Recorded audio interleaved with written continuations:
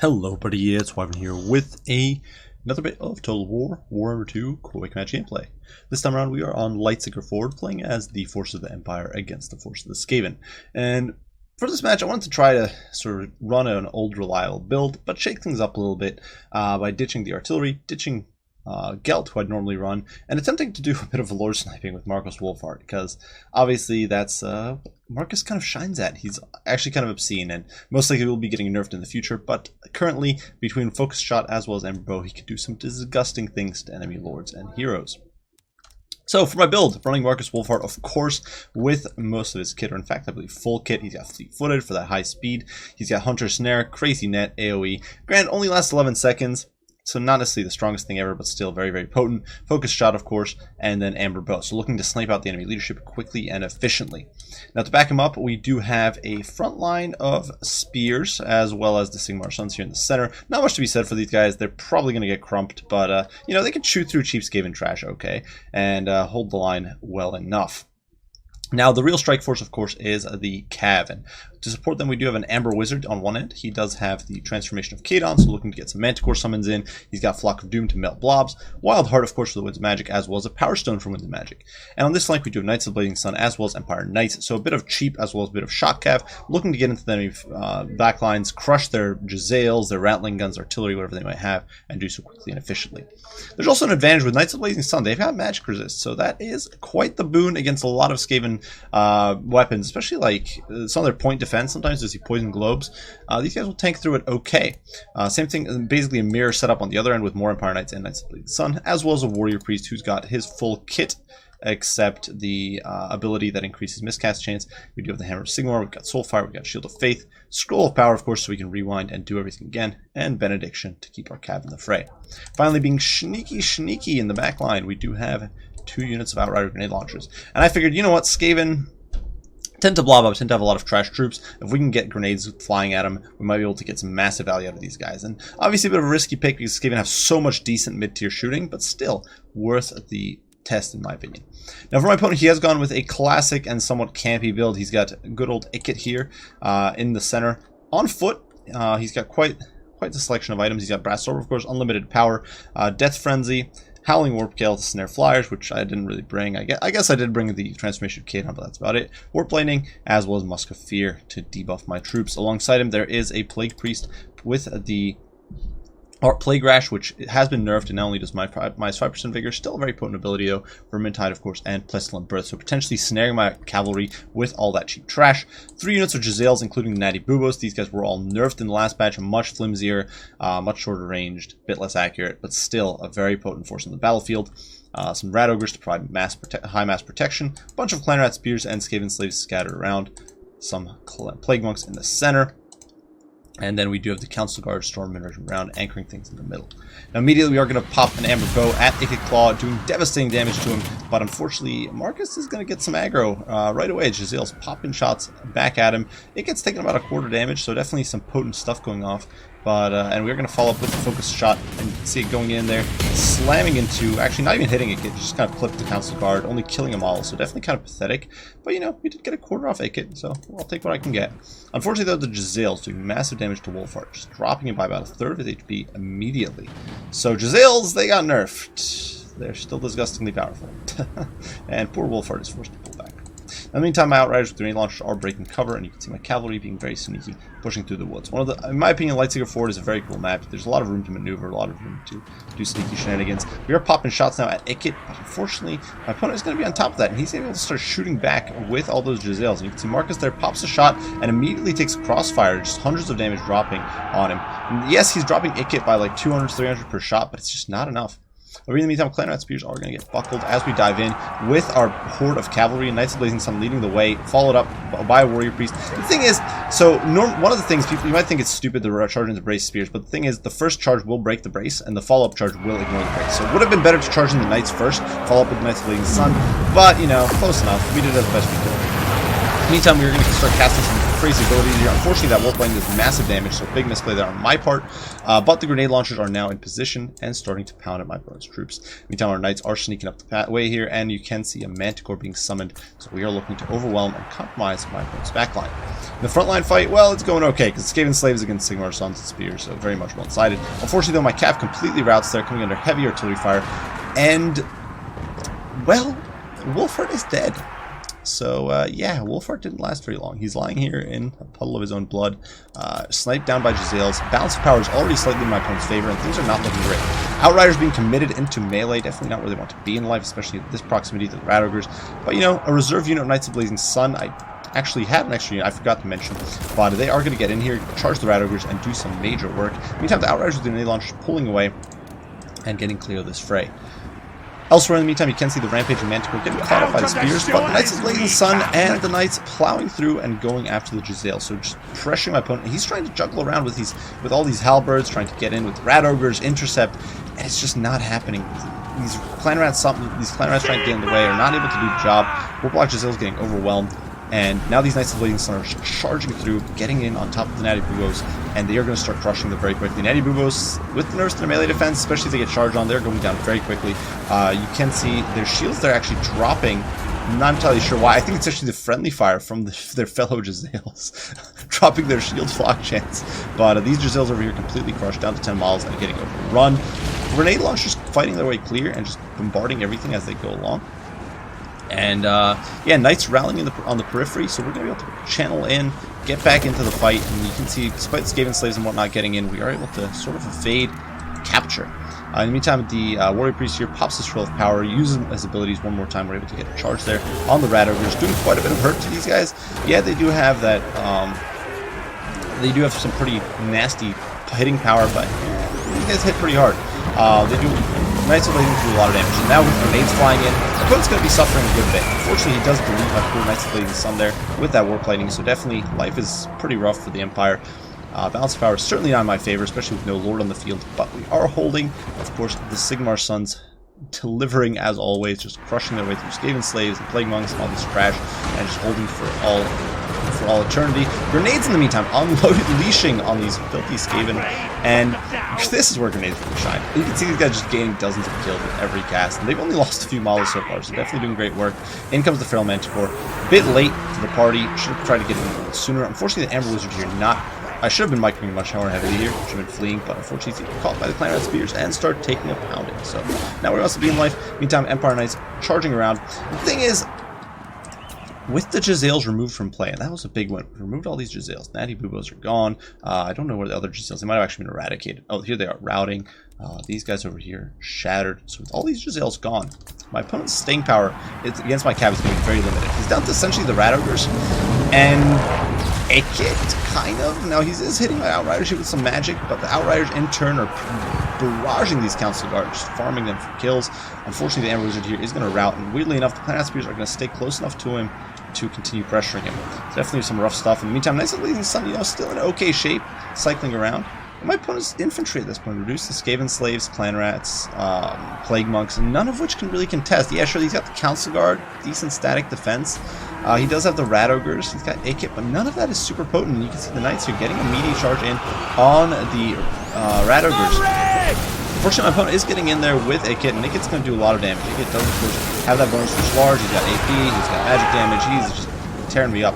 But he got the Knights of the Blazing Sun with his second charge, getting in, crushing these Rat Ogres. I know that if I can remove all these peripheral troops, life is going to get much easier for me. Sure, there's still Plague Priest and A-Kit, but I can cycle charge them. Even my Warrior Priest can cycle charge. Now, unfortunately, a bit of a misplay here, almost getting zapped, but able to juke just in time. And the grenades, in the meantime, unleashing hell on the poor rats. Skaven slaves, they're suffering immensely. My opponent is able to rout some of my troops against the Rat Ogres, rallying in the distance, coming in with a grand total of 940 HP. One of the big problems right now, balance of power, about 70% or maybe 60% of my opponent's favor, is the fact that my Lord is dead. So routs will happen a lot. And Empire State troops, you know, not the best leadership. Now, unfortunately here, Brass Orbs goes down and actually snares the cavalry, which is a bit nuts. The cavalry is not able to get clear of it, and because of that, my opponent's able to get in there with Ikit. He gets charge in, his jetpack just howling there, and he's able to get his Council Guard in there, in fact. And despite the efforts of the friendly neighborhood Outrider grenades over here. My opponent, you know, he got the massive charge there. Knights routing, Outriders routing, everything is fleeing for dear life. My Ember Wizard actually didn't really get clear, so he's still fleeing over there. Singar Sun's holding. Over here we are able to mop up some of the Ravagers, so big win over there for us. But balance of power is definitely not in our favor. We're outnumbered about 3-1.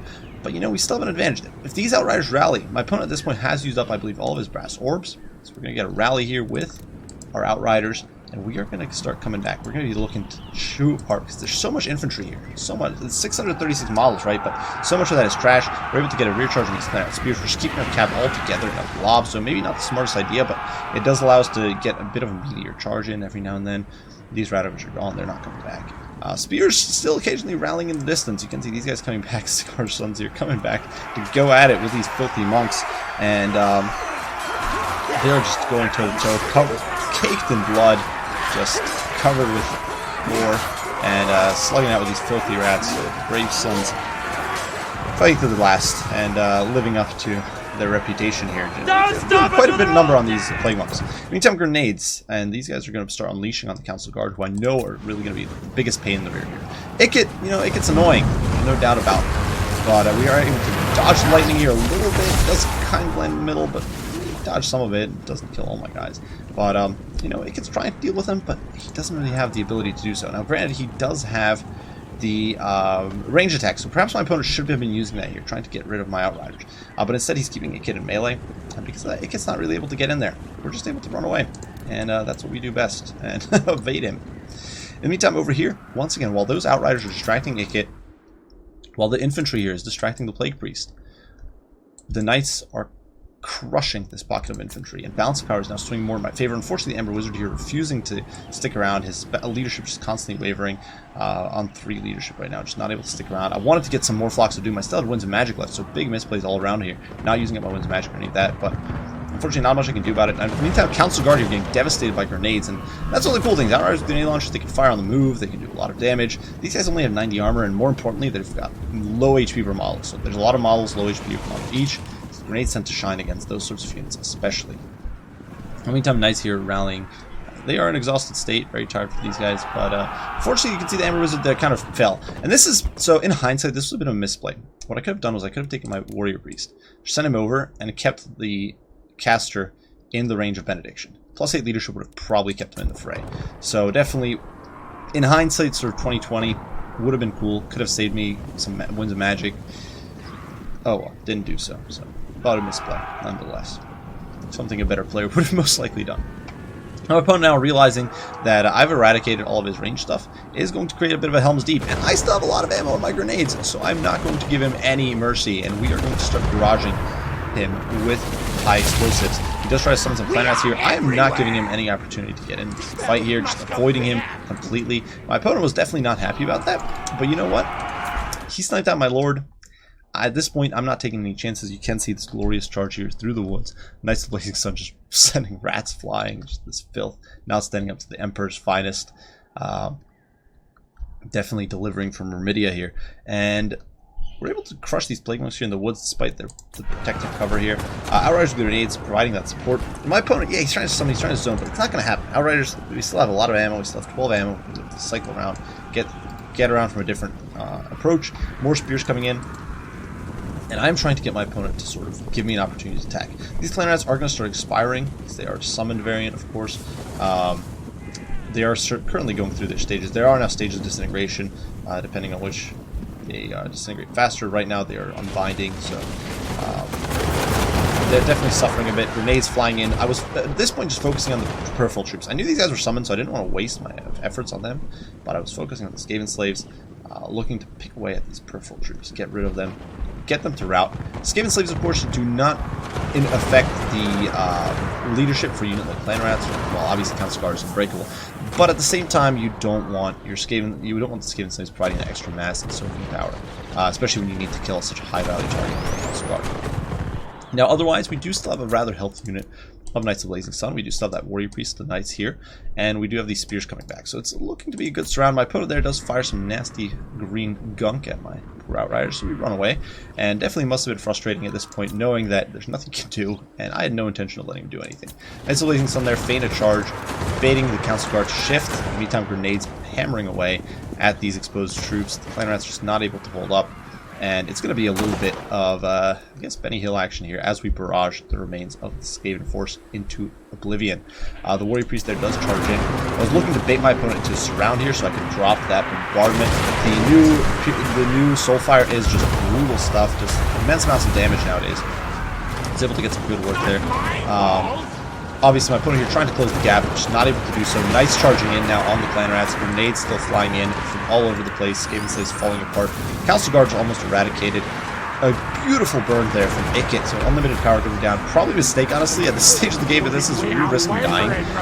But the Warrior Priest is in there. He's providing Hammer of Sigmar. He's providing Battle Prayers. Unfortunately, I'm a little slow on the Knights of Blazing Sun getting in there, but they are now doing so.